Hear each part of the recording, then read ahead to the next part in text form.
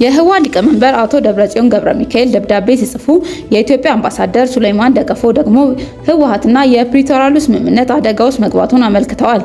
የትግራይ ምሁራን ባለሙያዎች ማህበር GSTS በትግራይ ያንዣበበው የጦርነት አደጋ በሰላም እንዲፈታ ሲል አስቸኳይ ጥሪ አቅርቧል። ማህበሩን ባወጣው አስቸኳይ መግለጫ የትግራይ ህዝብ ዋናው ፍላጎት ሰላምና ሰላም ብቻ ነው በማለት ገልጸው ከጫፍ ጫፍ ያለው የትግራይ ህዝብ ጦርነትና የጦርነት ወሬ መስማት አይፈልግም።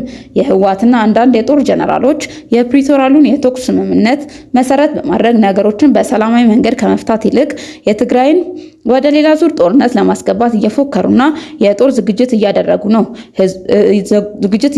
ነው። ህዝብንም እመራለሁ የሚል አንድ የጦርነት ለማስቀረት ይችላል እንጂ ጦርነትን የሚያበረታታ ተግባር መፈጸም የለበትም ያለው መግለጫው፣ በዚህም የክልሉን አስተዳደር አብዝቶ ወቅሷል። አሁን በአካባቢው ላይ እያንዣበበ ያለው የጦርነት ድባብ ለማስቀረት ህዝቡ በትግራይና አፋር ክልል ያሉ የታጠቁ ቡድኖችን እንዲሁም የዲያስፖራውን ማህበረሰብ ለሰላም መቆም አለባቸው ሲል አስቸኳይ ጥሪ አቅርቧል። የማህበሩ አመራር አባል የሆነው ገብረኪዳን ገብረስላሴ ለጀርመን ድምጽ ሬዲዮ ዶቼ ቬለ በሰጡት ማብራሪያ የትግራይ ህዝብ ፍላጎት ሰላም ነው፣ ሁለተኛ ጦርነት እንዳይመጣ እንጸልያለን። ሆኖም እንደዚህ አይነት የጦርነት ጥሪ የሚያደርጉ አካላት ወጣቱን ከዚህ ሰለባ እንዳይሆን ህዝባችንን በሰራዊቱ ያሉት ሀራ መሬት በሚባልና ሌላኛ ደግሞ TDF በመካከል ምንም አይነት ወደ ጦርነት የሚያስገባቸው ነገር ስለሌለ ወደ እነዚህ እንዳይሄዱ ወጣቱን የጦርነት ሰለባ እንዳይሆን ጥሪ አድርገዋል። ህዝቡ እምቢ ለጦርነት ማለት አለበት ያለው ልዩነቱን የፖለቲካ ነው፣ በፖለቲካ ውይይትም እንዲፈቱ ነው የምንፈልገው። ህብረተሰቡ ራሱ ፖለቲከኞች በሚፈጥሩት ግጭት ወደ ጦርነት እንዳይገባ የራሱን ተጽዕኖ ማድረግ አለበት። ለጦርነት እምቢ ማለት አስቸኳይ ጥሪያችን ይሄ ነው ሲሉ ተደምጠዋል።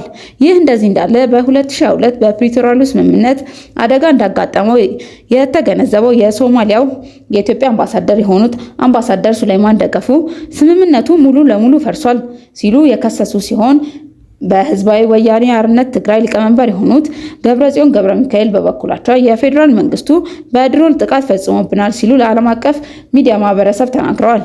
የሶማሊያው ኢትዮጵያ አምባሳደር የሆኑት ሱሌይማን ደገፌ በማህበራዊ ትስስር ገጻቸው ላይ በጻፉት መልእክት በፕሪቶሪያሉ ስምምነት ሳይጀመር የፈረሰና በወረቀት ላይ የቀረ በማለት ገልጸውታል። አምባሳደሩም የህወሓት ኃይሎች የቀድሞ የህወሓት ርዝራዦች ብሎ የጠሯቸው አካላት የፕሪቶሪያሉን ስምምነት መጀመሪያውንም ቸል ብለውታል። አንደኛ ስምምነቱ ትጥቅ መፍታትን ቢያስገድድም የህወሓት ኃይሎች መሳሪያ ቀብረውና ተጨማሪ የጦር መሳሪያ በጎረቤት ሀገሮች ሲያስገቡና ታጣቂዎችን በአርሚ ደረጃ ሲያደራጁ ቆይተዋል ብለው ተናግረዋል። ሁለተኛው ጸረ ኢትዮጵያ የሆኑ የውጭ ኃይሎች ጋር ወታደራዊ ጥምረት በመፍጠር በሀገር ላይ ክህደት የፈጸሙ ነው ሲሉ ወንጅለዋቸዋል። ሶስተኛው ኃይሎች በጎረቤት ክልሎች ላይ ወረራ በመፈጸም ሌላ ዙር ጦርነት ዝግጅት ላይ ናቸው ሲሉ አጽንኦት ሰጥተው ተናግረዋል።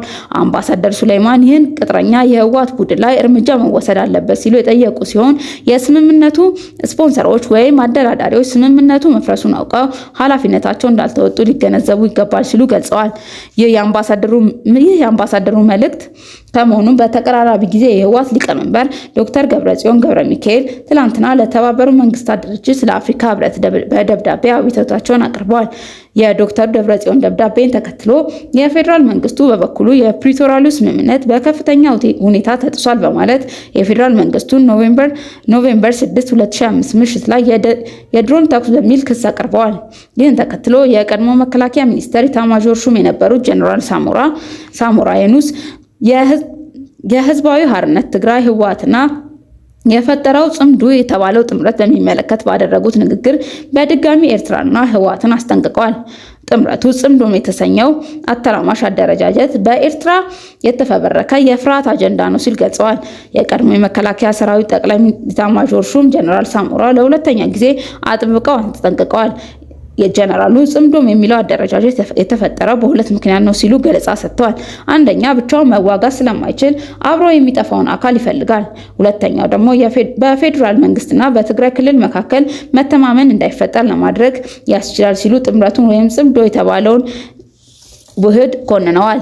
የፕሪቶሪያሉ ስምምነት በውስጡ 8 ነጥቦችን ያካተተ ሲሆን ከስምምነቶቹ መካከል አንዱ የሆነው በኤርትራና በትግራይ ህዝቦች መካከል ያለውን ግንኙነት ጤናማ ማድረግ የሚል እንደነበረ ያስታወሱት ጀነራሉ ይህን ነጥብ የኤርትራ መንግስት ነቅሶ አውጥቶ እንደነበረ ገልጸው በዚህም ከትግራይ ህዝብ ጋር ምንም አይነት ጤናማ ግንኙነት ይኖራል ተብሎ እንደማይታሰብ የኤርትራ መንግስት በወቅቱ ገልጾ እንደነበረ ገልጸዋል።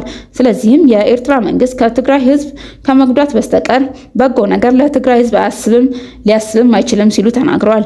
ይህ የጥላቻ ሀሳብ ይዞ የሚከራከረው የኤርትራ መንግስት አሁን ላይ በትግራይ ከሚገኙ አንዳንድ ጀነራሎች ጋር ጥምረትና አጀንዳ መፍጠሩን የራሱን የጥፋት ዓላማ ለማሳካት እንጂ ለኤርትራና ለትግራይ ህዝብ ለመገናኘት አስቦ እንዳልሆነ ሊታወቅ ይገባል ብለዋል። ጥምረት በሚል አጀንዳ ከኤርትራ መንግስትም ይሁን ከሌሎች ጽንፈኛ አካሎች ጋር የሚደረግ ግንኙነት የትግራይን ህዝብ የሚጎዳ መሆኑን ያስታወቁት ጀነራል ሳሞራ የኑስ እነዚህ ኃይሎች የትግራይን ህዝብ ከፌዴራል መንግስቱ እንዲነጠል በማድረግ አደገኛ ችግር ውስጥ እንዳይከቱት ህዝቡንም ሊነቃ እንደሚገባ ጠቅሰዋል። ለዚህም ህዝቡ ልጆቻቸውን ወደ ጦርነት አንልክም ሲል እንደሚገባና የትግራይ ህዝብ ከህወሓት ሰራዊትና ከሀራ መሬት ያሉ ልጆቹን መልሶ ማደራጀትና ማቋቋም ተግባራዊ እንዲደረግላቸው እንዲሁም በፍጥነት ወደ ሰላማዊ ህይወት እንዲመለሱ ጫና በማሳደር ጦርነትን አንፈልግም በሚል የአቋም ሊጸና እንደሚገባ አጥብቀው ማሳሰባቸው ተመልክቷል።